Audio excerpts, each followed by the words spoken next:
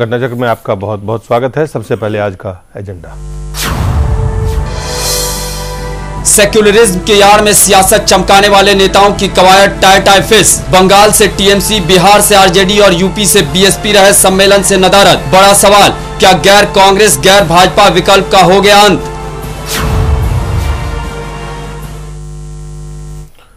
वैसे तो ये तमाम कवायद जैसे से चुनाव, चाहे आम चुनाव हो या फिर राज्यों में चुनाव हो, तो इस तरह के समीकरण बनाने के प्रयास किए जाते हैं और भाजपा और गैर कांग्रेस विकल्प की तलाश आज से नहीं, देश में कई दशकों से जारी है। खास करके जब चुनाव आते हैं, चुनाव आते आते इस तरह की कसरत, इस तरह की सियासत, इस तरह के कवायद, उसमें तेजी आ जाती है। ऐसा ही एक प्रयास जिसे कह लें, वाम दलों ने भी और मुलायम सिंह ने भी इसके प्रयास किए और 17 छोटी बड़ी पार्टियां एक मंच पे जुटे और जुटने के बाद उन्होंने कहा कि वो सांप्रदायिकता के खिलाफ ये पार्टियां हैं। कई सारे सवाल हैं और इसके जवाब हम पूछेंगे। हमारे साथ स्टूडियो में मौजूद हैं डॉक्टर शकील अंसारी साहब हैं, सदस्य हैं ओबीसी आयोग के, पूर्व मंत्री हैं, बिहार सरकार में थे और पूर्व सचिव भी हैं कांग्रेस पार्टी के। श्याम जाजू साहब है, राष्ट्रीय सचिव हैं भारतीय जनता पार्टी के और पुष्पेंद्र कुलश्रेष्ठ हैं, वरिष्ठ पत्रकार। सबसे पहले शकील साहब आपसे जानना चाहते हैं कि ये जो कसरत है, कवायद है या प्रयास है, गैर भाजपा गैर कांग्रेस उसको बम्बाद में लेंगे, लेकिन सांप्रदायिकता के खिलाफ एक फ्रंट, एक सम्मेलन आयोजित किया गया और इसके पीछे मकसद आपको क्या नजर आया? देखिए, जो वो लेफ्ट और कुछ बीच की पार्टियां हैं जो गैर भाजपा जय और गैर कांग्रेस का नारा देती हैं जी, वो पार्टियों की तादाद तो बढ़ रही है, उनकी शक्ति भी बढ़ रही है और जब पार्टियों की तादाद और शक्ति बढ़ रही है तो उनके यहाँ मतभेद भी बढ़ रहा है। इसी वजह से ये कभी यूनिटी तो हो नहीं पाती है। जैसे बिहार में देख लीजिए, उत्तर प्रदेश में देख लीजिए, बंगाल में देख लीजिए, यहाँ तो है नहीं। अब वो एक ज़माना था जब एक सफल हो पाए थे, चूँकि उस वक्त कांग्रेस ने फैसला लिया था कि हम सरकार में नहीं जाएंगे, इसलिए वीपी सिंह की सरकार और दूसरी सरकारें बन गई थी। लेकिन आज वो ज़माना बदल चुका है। अब पूरी तरीके से इस मुल्क के अंदर कोलेशन की सरकारें बन रही हैं और लोग ये समझते हैं कि कोलेशन का एरा है। इसलिए जिस पार्टी के पास सबसे बड़ी ताकत होती है या सबसे बड़ी नंबर्स होते हैं, वो प्राइम मिनिस्टर और बाकी लोगों को जुटना पड़ता है। नहीं, लेकिन आज जो जिस बैठक के बारे में हम चर्चा कर रहे हैं, उस बैठक में सेकुलरिज्म, सांप्रदायिकता जो है उससे लड़ने की बात, उसके विरोध में ये सम्मेलन आयोजित किया गया। नहीं, ठीक है, और इसमें जी ये पहले ही कहा गया था उन लोगों का। थर्ड फ्रंट तो बात की बात है, सांप्रदायिकता से लड़ने की बात की जाती है। अब जिन लोगों ने सांप्रदायिकता से लड़ने की बात की है, उनका अपना अपना दामन देखना चाहिए कि उन सांप्रदायिक लोगों के कांधे पर उन्होंने बैठाला है कि नहीं अपने कांधे पर उन सांप्रदायिक पार्टियों को, जिससे आज वो खतरा बता रहे हैं। अगर देखा जाए तो ऐसी पार्टियां जो सेकुलरिज्म की दुहाई देती हैं, कभी ना कभी उन लोगों ने उन कम्युनल, जिसको आज कह रहे हैं, उनको अपने कांधे पर बैठाल के एनडीए की सरकार बनाया है या उनके साथ सहयोग में रहे हैं। तो आज उस वक्त बाबरी मस्जिद और राम जन्मभूमि के इशू के बाद भी एक पोलराइज हुआ था, एक पोलराइज हुआ था, एक कम्युनलिज्म या सेकुलरिज्म का एक धार बनी थी उस वक्त। आज फिर नरेंद्र मोदी के आने के बाद हमको लग रहा है कि बीजेपी ने जैसे अपने कार्ड खोल दिए हैं, तो अब दूसरे लोग भी अपनी कोशिश कर रहे हैं कि वो सेकुलर ताकतों को बढ़ाएं। लेकिन हम समझते हैं ये बढ़ाने की बात नहीं होगी, इससे कहीं ना कहीं और मेरा सवाल ये है कि क्या ये वाकई सांप्रदायिकता या सांप्रदायिक ताकत से लड़ने की कवायद है या सियासी जो मजबूती है, सियासी गठबंधन जो है, एक और विकल्प तैयार करने की कवायद है? उस दोनों में से आप इसको कैसे देखते हैं? जो आप दूसरी बात कह रहे हैं हम उसको उसी को देखते हैं, सियासी गठबंधन बनाने की कवायद। निश्चित रूप से सियासी तौर से। श्याम जाजू जी, ये प्रयास पहली बार नहीं और आखिरी भी शायद नहीं हो, क्योंकि ये नहीं माना जा सकता है कि जहां मल्टी पार्टी सिस्टम है, जहां गठबंधन के युग में है, भारत कब से प्रवेश कर चुका है, ऐसे में इस तरह की कवायद, इस तरह के प्रयास, इस तरह के एक्सपेरिमेंट होने की संभावना बनती है। लेकिन बीजेपी खास करके इस वक्त जो निशाने पे है वो बीजेपी है। आप ये देखें, भारत में आज के लोकशाही में और आज के पॉलिटिकल सिस्टम में गठबंधन धर्म यहां पर अनिवार्य बन गया है जी। एक टाइम पूरे देश में सभी प्रदेशों में कांग्रेस की सरकार थी जी। धीरे धीरे इस देश में कांग्रेस अपने परफॉर्मेंस के कारण, अपने व्यवहार के कारण वीक होती गई और आज देश में यह चित्र है कि देश के प्रमुख बड़े 10 राज्यों में कांग्रेस का कोई प्रेजेंस नहीं है, कांग्रेस की सरकार वहां पर नहीं है, कांग्रेस बड़ी वीक है। इसका स्वाभाविक फायदा कई जगह पे भारतीय जनता पार्टी को मिला, कई जगह पे लोकल पार्टी वहां पर पनपी है। ये आज जो प्रयोग की हम चर्चा कर रहे हैं, ये कोई इस देश में पहली बार नहीं हो रहा है। इस देश में इसके पहले भी इसी प्रकार के हुए हैं, पर आज तक उसको कभी यश नहीं मिला, क्योंकि इसको जिस पायाभूत रचना पर यह खड़ा होने की कोशिश कर रहा है उसको सैद्धांतिक कोई आधार नहीं है। आज भी जिस प्रकार की बातें वो अपने मुंह से बोल रहे हैं, उस प्रकार की विचारधारा, उस प्रकार का कोई कार्यक्रम, इस प्रकार के आधार पर वो इकट्ठा नहीं आ रहे। लोकसभा के चुनाव और 5 राज्यों के विधानसभा के चुनाव देखते हुए ये सियासी अपने अपने राजनीतिक गणित लगाने के लिए ये पार्टियां इकट्ठा आई है। उसमें कई नेता ऐसे कि जिनकी प्राइम मिनिस्टर की एम्बिशन है, उनको यह भी मालूम है कि अपने पार्टी के बलबूते पर अपन ये सपना देखना भी कोई ठीक बात नहीं है, वो जायज नहीं है।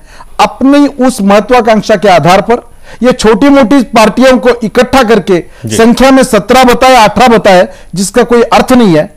और ये पार्टियां जो अपना प्रेजेंस कभी तो भी कोई ना कोई, कभी कांग्रेस के साथ, कभी भाजपा के साथ ऐसा लगाकर जिन्होंने अपना प्रेजेंस रखा है, ऐसी सब पार्टियां एकत्रित आकर कोई सैद्धांतिक बात करे, पूरी देश की जनता इस पर भरोसा नहीं करती जी। और निश्चित रूप से इस प्रकार के प्रयोग इस देश में सक्सेस नहीं हो रहे जी। आपको हम बता दें कि मंच तो था कि यहां हम सांप्रदायिकता के खिलाफ एकजुट हो रहे हैं, लेकिन जो निशाने पे आए वो भाजपा और भाजपा के जो प्रधानमंत्री के उम्मीदवार हैं नरेंद्र मोदी, नीतीश कुमार के निशाने पे थे। और उन्होंने बिहार में जो नरेंद्र मोदी ने उन पर हमला किया, वो यहां से, इस मंच से भी उसका उन्होंने जवाब दिया। सबसे पहले नीतीश कुमार का बयान आपको हम दिखाते हैं, जिनके भाषण से इस सम्मेलन की शुरुआत हुई। लेकिन बड़ी समस्या जो खतरा है सांप्रदायिकता के साथ साथ पार्टिकल का एक नई प्रवृत्ति है। हम किसी भी प्रकार से असहमति को नहीं बर्दाश्त करेंगे, विरोध को बर्दाश्त नहीं करेंगे। हमारे यहां कहा गया कि तुम बर्दाश्त करो। राजनीति में चुनाव है, लोकतंत्र में सक्रिय लोकतंत्र है, तो चुनाव में पराजित किया जा सकता है। जनता का समर्थन लेकर तुम पर साथ करो, ये कोई लोकतांत्रिक खाता है नहीं, तुम पर साथ करो, मतलब लोगों का सफाया कर दो। कहां ले जाना चाहते हैं? डॉक्टर अमर सिंह ने बिहार के कुछ काम की तारीफ कर दी, इसके बाद डॉक्टर अमर सिंह पर क्या लिखा गया? किसी को भी अपना अधिकार है, हमारा लोकतांत्रिक अधिकार है, हम अपने विचार को व्यक्त कर सकते हैं, रख सकते हैं, लेकिन इनके चरित्र हनन तक की कोशिश हुई, असहमति को बर्दाश्त नहीं करें। आराम से बैठ जाए। ये कह रहे हैं, ये नीतीश कुमार बोल रहे थे इस सम्मेलन में और कह रहे थे कि नरेंद्र मोदी ने जो जिस भाषा का इस्तेमाल किया, उससे लगता है कि सिर्फ सांप्रदायिकता नहीं बल्कि फासिज्म का भी खतरा है।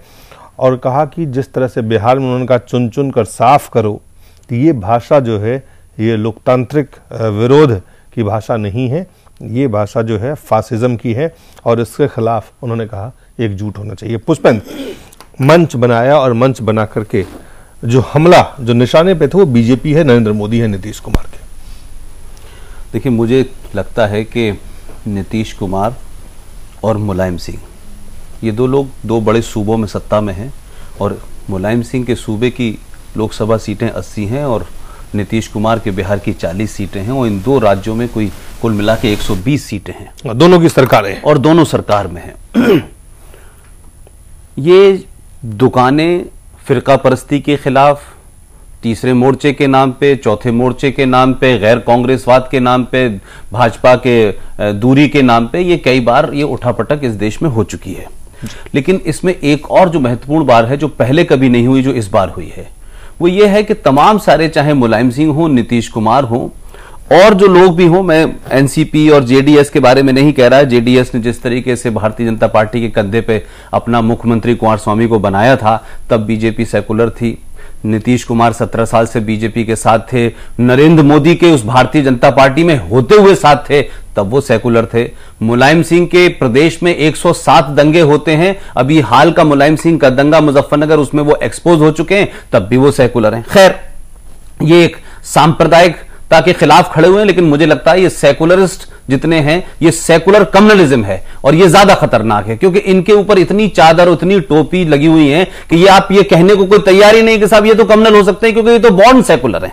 मेरा मानना यह है कि ये जो जिस हालात में मुलायम सिंह और नीतीश कुमार इस सांप्रदायिक विरोधी रैली के बहाने ये जो इकट्ठे हुए हैं 17 दल, अब उसमें हो सकते हैं बहुत सारे लोगों को नई नई दुकान खोली होगी चमकाने के लिए, मीडिया में आएंगे, कुछ नाम आएगा, इस तरह से स्टैब्लिश होंगे। इन दोनों का डर ये है कि ये तमाम सारे लोग अपने अपने राज्य में वादे और जितने भी इन्होंने वहां लोगों से दावे किए थे, वो सब नहीं दे पा रहे हैं। चाहे मुलायम सिंह का राज्य देख लें, चाहे नीतीश का राज्य देख लें, और अब एक सेकुलरिज्म का नया इन्होंने फेंका है और मोदी को आगे खड़ा कर दिया है। और बार बार नीतीश कुमार के चेहरे पे ये घबराहट नजर आती है कि भाई वो कहते हैं चुन चुन के मारो, साहित्य सम्मेलन में आए हैं क्या, भाषा तय करेंगे? राजनीति में यही सब भाषाएं बोली जाती हैं। चुन चुन के उन्होंने तो नहीं कहा कि चुन चुन के मारना है। अब एक ही प्रदेश के अंदर वहां पासवान भी है, वहां लालू भी है, वहां नीतीश भी है, और दीगर जमातें होंगी, तो चुन चुन के अपने विरोधियों को आपको हराना है, खत्म करना है। इसका मतलब ये तो नहीं कह रहे कि मारो, लेकिन वो जिस तरीके से शब्दों को पकड़ के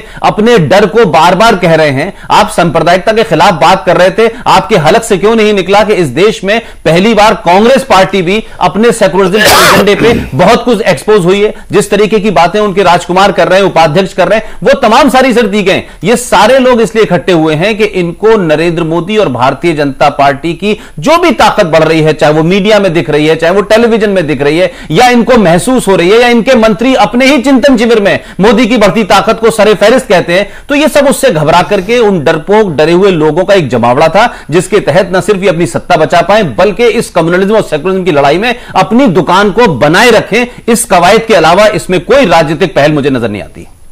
आपको हम दिखाते हैं, उन्होंने थर्ड फ्रंट पे हालांकि जो बात कही नीतीश कुमार, वो आपको बाद में दिखाएंगे। पहले मुलायम सिंह यादव ने दंगों पे क्या कहा, सांप्रदायिकता के विरोध में सम्मेलन कर रहे थे मुलायम सिंह, और उन्होंने किस बात को उठाया है मुलायम सिंह ने मुजफ्फरनगर दंगों पे, और दंगों पे उन्होंने क्या कहा है, ये आपको हम दिखाते हैं। ये अभी परिक्रमा को लेकर संकल्प लेके तैयारी हुई हो, हमारी पुलिस को आगरा रोकना पड़ा, कहीं झांसी रोकना पड़ा, गोरखपुर रोकना पड़ा, पूरे के पूरा दंगा फसाद करने का योजना की थी, कामयाब नहीं हुई, लेकिन अंततः मुजफ्फरनगर में कामयाब हो गए। ये सांप्रदायिक शक्तियां जाने गई, लोग जान माल को बहुत ज्यादा नुकसान हो गया। अब इस सांप्रदायिक शक्तियों के खिलाफ आज सभी करते नेता हैं, इसकी मुझे खुशी है कि सब एक मिल करके कई देश के प्रदेशों में सांप्रदायिकता शक्ति अपने जोर लगाएगी, तो हम उनका साथ देंगे। जहां तक उत्तर प्रदेश का सवाल है, देश भर में सांप्रदायिकता कहाँ हो रही, कैसी हो रही, वो आपको पता है। सांप्रदायिकता शुरुआत हो रही केवल उत्तर प्रदेश से, और बिहार तो होती कि बिहार को तो दबा दिया गया। और मैं विश्वास दिलाता हूं, सांप्रदायिक शक्तियों ने धोखे गए, मुजफ्फरनगर ने धोखा दिया। अचानक उन्होंने कई इंसानों की जान ले ली, एक बहाना लेकर के।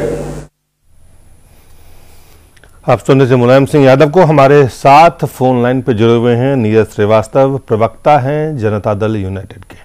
नीरज जी, बहुत बहुत स्वागत है आपका। जी धन्यवाद। एक बहुत छोटा सा सवाल है, इस सम्मेलन का मकसद क्या था? इस सम्मेलन का मकसद था कि देश के अंदर फांसीवादी ताकतें सर उठा रही हैं, तो देश की जो क्षत्रिय पार्टियां और देश की जो वामपंथी पार्टियां हैं जी, यह सही है कि क्षत्रिय पार्टियों और वामपंथी पार्टियों का सीमित जनाधार है, लेकिन एकजुट होकर करके इस सम्मेलन के माध्यम से देश की जनता के सामने हमने सवाल खड़ा किया है कि देश की एकता और अखंडता और देश की संप्रभुता के लिए बढ़ते हुए सांप्रदायिक खतरे पर लगाम लगाए जाने की जरूरत है। ये देश की संप्रभुता के लिए है या आपको जो थ्रेट खतरा लग रहा है उसके लिए है? नीतीश कुमार जी को जो खतरा लग रहा है बीजेपी के नरेंद्र मोदी से, उसके कारण है या आपको लगता है देश पे खतरा उसके लिए है? इसके दो जवाब हैं इसके। जी, बिहार के माननीय मुख्यमंत्री नीतीश कुमार जी को अगर खतरा लगता है तो 218 का संख्या बल एनडीए का हमारा था, आज हम 118 पर हैं। हमने सिद्धांत के लिए को स्वीकार किया। दूसरा, मैं भारतीय जनता पार्टी से विनम्रतापूर्वक निवेदन करना चाहता हूं जी, अगर कलेजे में दम है इस बात की घोषणा कर दें कि देश की क्षेत्रीय पार्टियों का सहयोग हमको 2014 के चुनाव परिणाम के बाद नहीं चाहिए। जी, आपसे एक और सवाल है कि आपने क्षेत्रीय पार्टियों की बात की, बिहार से लालू प्रसाद यादव की पार्टी आरजेडी इसमें शामिल नहीं हुआ, पश्चिम बंगाल से तृणमूल कांग्रेस भी नहीं आई, अगर आप देखें उत्तर प्रदेश की बहुजन समाज पार्टी भी इसमें शामिल नहीं हुई, तो आखिर ये कवायद, पूरी कवायद क्या है? अभी आगे देखिए होता है क्या। अभी तो 14 पार्टी हो गई एक साथ इस सवाल पर जी, तो लोग 14 पार्टियों का भी अपना आधार होगा। और लेकिन ये पार्टियां आप कह रहे हैं सांप्रदायिकता के खिलाफ हैं, आपके निशाने पर बीजेपी है, तो कम से कम आरजेडी, टीएमसी, बीएसपी, कांग्रेस, इनको तो बुलाना चाहिए था आपको। देखिए, हम आयोजक नहीं थे, हम आमंत्रित किए गए थे जी, हम आमंत्रित किए गए, हम गए। वामपंथी पार्टियों ने इसका आयोजन किया था। हमारे आदरणीय नेता मुख्यमंत्री नीतीश कुमार जी देश की राजनीति में सांप्रदायिकता विरोधी संघर्ष के प्रतीक बन के उभरे। जी, चलिए नीरज जी, बहुत बहुत धन्यवाद आपका, बहुत बहुत धन्यवाद। कुल मिलाकर के शकील साहब, श्याम राजू के पास आने से पहले मैं आपसे एक बात पूछना चाहता हूं कि ये 3 जो महत्वपूर्ण पार्टियां हैं, बिहार से आरजेडी, देखें यूपी से बीएसपी और पश्चिम बंगाल से टीएमसी, ये पार्टियां क्यों नहीं आई? इसको सबको पता है कि यहाँ जेडीयू के विरोध में आरजेडी खड़ा है, सपा के विरोध में बसपा खड़ा है और टीएमसी सीपीएम के और वाम दलों के विरोध में खड़ा है। ऐसे में ये जो तमाम कवायद है, इस कवायद का नतीजा आपको क्या निकलते हुए नजर आ रहा है? देखिए, मैंने पहले ही कहा था, जो बात आपने विस्तार से कहा कि ये सियासी एक चुनाव के पहले एक खेमाबंदी का कोशिश है। अब उसके पीछे सब न सब एम्बिशंस भी जुड़े हैं। ऐसा नहीं कि सेकुलरिज्म का एक नारा और 1 मिनट में हम तो जो विश्वास है, हमारी पार्टी जो कहती है या हम सोचते हैं, तो हम ये सोचते हैं कि कम्युनल पार्टियों के आइडियोलॉजी जो पार्टियों के भेदभावपूर्ण है, वो आइडियोलॉजी खराब है। बीजेपी की या आरएसएस गवर्न आइडियोलॉजी को हम नहीं सहमत हैं। और कुछ पार्टियां वहां इंडिविजुअल व्यक्ति को अच्छा नहीं बुरा नहीं समझती हैं, जिसकी वजह से उन्होंने उनके तालमेल तोड़े हैं। तो ये बेसिक हमारा और उनके फर्क है। लेकिन हम ये समझते हैं कि देर से ही आए दुरुस्त आए।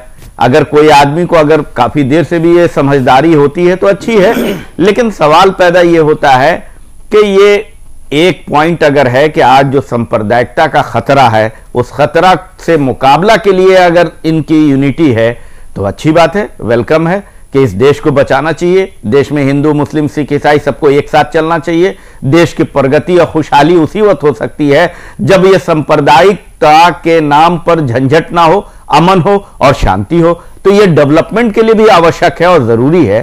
तो अगर ये बात है तो अलग बात है, लेकिन हमारे को ये समझ में नहीं आता है। ये समझ में इसलिए नहीं आता है कि ये दल में भी जो लोग मौजूद हैं सब अपनी अंतिम पारी के लिए हैं। अब मुलायम सिंह सब कुछ रह चुके, बेटा को सत्ता सौंप दिया, अब उनकी इच्छा तो आखिरी यही हो सकती है कि प्रधानमंत्री बन जाए। नीतीश कुमार जी लड़ रहे हैं, मोदी के बहाने बीजेपी को इच्छा है, तो उनके साथ अगर ऐसी कंडीशन बनती है तो उन्होंने एक समझिए एक लाइन लक्ष्मण रेखा खोजने की कोशिश की है कि ऐसे माहौल क्रिएट किया जाए कि ऐसे समय में उनको फिर से सत्ता में रहने का या उनके लिए कोई अवसर प्रदान हो जाए। ये महज महत्वाकांक्षा की बात है श्याम जी, व्यक्तिगत व्यक्ति जो है उनकी महत्वाकांक्षा है, उसकी ये कवायद है, या सांप्रदायिकता के खिलाफ गंभीर कोई चर्चा करने के लिए गंभीर लड़ाई लड़ने की बात है, या गठबंधन की सियासत को एक नई जो कह रहे हैं कि भाई हमेशा ही खेमाबंदी करने का प्रयास होते रहता है चुनाव से पहले। सांप्रदायिकता के खिलाफ, फांसीवाद के खिलाफ, इस आतंकवाद के खिलाफ इस प्रकार के नारे लगाने वाले आज के सम्मेलन में नीतीश जी के बॉडी लैंग्वेज और नीतीश जी की जो भाषा हम देख रहे थे, पूरी कॉन्फ्रेंस मोदी के खिलाफ कॉन्सेंट्रेट हो रही थी। मुझे ऐसा लगता है कि देश में नोबडी किक्स डेड डॉग। आज देश में एक समर्थ सशक्त विकल्प के रूप में मोदी जी उभर के आ रहे, सभी प्रदेशों में आ रहे, सभी वर्गों में आ रहे, सभी तबकों में उनका स्वागत हो रहा है। युवा वर्ग उनके साथ जुड़ रहा है, कामगार वर्ग जुड़ रहा है, किसान जुड़ रहा है। यह सबका बड़ा संकट ध्यान में लेकर यह सब लोगों की बौखलाहट हो गई है।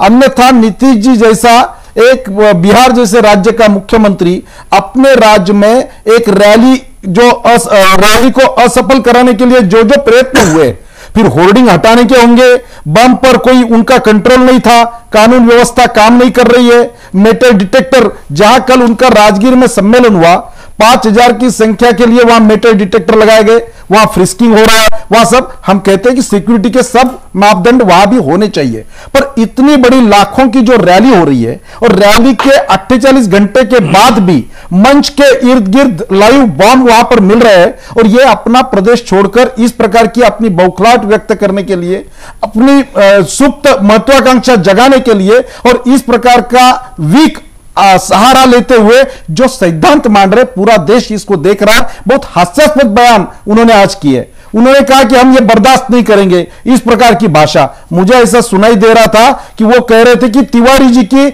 ऐसी भाषा हम बर्दाश्त नहीं करेंगे, जो उनके राइट हैंड है, उनके सम्मेलन में जिन्होंने बोला है और उन्होंने रियलिटी से उनको अवगत कराया है। इस प्रकार की बौखलाहट उनकी हो गई है। कुल मिला के ये मोदी विरोध का एक फ्रंट था, आप इसको ऐसे देख रहे हैं, और आप कह रहे हैं कि मोदी विरोध इसलिए हो रहा है कि मोदी का डर अब सब लोगों को सताने लगा है जी, जो आपकी कुल मिलाकर के उस पर दो महत्वपूर्ण सवाल उभर के आते हैं, जिससे कि क्या जो लोग अब इस अलग अलग फ्रंट किसी बहाने, चाहे वो सांप्रदायिकता के बहाने एक होने की कोशिश करता हो, सांप्रदायिकता विरोध होने के बहाने करता हो, या गठबंधन के बहाने, जो भी इसके पूरे मकसद में देखें, नीयत जो है वो है गठबंधन के को तलाशना। तो क्या जो स्थिति बन रही है इस वक्त, क्या गैर भाजपा गैर कांग्रेस गठबंधन की अब औचित्य आपको नजर आ रहा है? दिलीप, मैं नहीं मान सकता कि इस वक्त जो हालात हैं और जो भाषा इस सम्मेलन में दिख रही है, जितने डरे हुए चेहरे के साथ, जितने कम कन्विक्शन के साथ मुलायम सिंह सांप्रदायिकता के खिलाफ आज बोलते नजर आ रहे हैं, इससे पहले कभी नहीं आए। इनकी बॉडी लैंग्वेज, इनकी भाषा और इनके शब्दों से लोगों को उनको लगता था कि लोग बात समझेंगे। मुझे आज ऐसा लगता है कि मुलायम सिंह ने जिस तरह से कहा कि हमने 84 कोसी पर को रोका और मुजफ्फरनगर में ये कामयाब हो गए, इस देश के पूरे मीडिया ने और लोगों ने और प्रतिक्रिया में तमाम राजनीतिक दलों ने, जो आज इधर हैं या उधर हैं, सबने साफ साफ कहा। मैं फिर कहता हूं कि ये किसी गठबंधन के लिए नहीं आए हैं, ये सब डरी हुई ताकतें हैं और इन सबको अपने सियासी बेरोजगार होने का डर है। लिहाजा जनता दल एस कर्नाटक से चल के यहां आ गया है, फिर नीतीश कुमार आ गए हैं। सीपीआई सीपीएम की बात इसमें नहीं करता कि उनका एक कन्विक्शन है कम्युनिज्म के खिलाफ, वो गलत है सही है, वो लड़ते हैं, उनके पास लोग जाते हैं, वो किसी के पास नहीं आते हैं। तो नीतीश कुमार को मोदी का डर है, तो उन्होंने मोदी के बहाने इसमें इकट्ठा होने की कोशिश की है। और यह भी है कि कहीं ना कहीं जब पूरा मामला बने और चुनाव में चरम पे मामलात हो, तो प्रकाश कारत जाके नीतीश की मदद करें, प्रकाश कारत जैसे लोग जाकर के उत्तर प्रदेश में मुलायम सिंह की मदद करें, तो जो उनका लुटता हुआ वोट बैंक है, जिस सेकुलरिज्म के नाम पे वो आए थे, जो वादे उन्होंने मुसलमान से किए थे, उन वादों की बात में एक डीएसपी मुसलमान मारा जाता है, उसमें एक यादव का नाम आता है, फिर एफआईआर को बदलवाया जाता है ताकि मुसलमान यादवों का कॉम्बिनेशन न टूट जाए। उस राजा भैया के ऊपर क्लीन चिट मिल जाती है, वो दोबारा से मंत्री हो जाता है। मसूरी उत्तर प्रदेश में 7 मुसलमान बच्चों को गोली से मारा जाता है, उस पर कोई हाय तौबा नहीं मचती है। मुजफ्फरनगर का दंगा पूरे देश ने देखा, सबको पता है किसने क्या क्या किया। उस सब के बाद इन सब की मजबूरी है, ये गठबंधन की आड़ में, गठबंधन के पीछे इन सबको अपने अपनी सुरक्षा चाहिए सियासी तौर पे, जिससे ये लोग बेचैन है। सियासी सुरक्षा की बात है और चुनाव नजदीक है और जाहिर है कि इस तरह की कोशिश और प्रयास किए जाएंगे। आपको हम दिखाएंगे ब्रेक के बाद कि प्रकाश करत ने क्या कहा।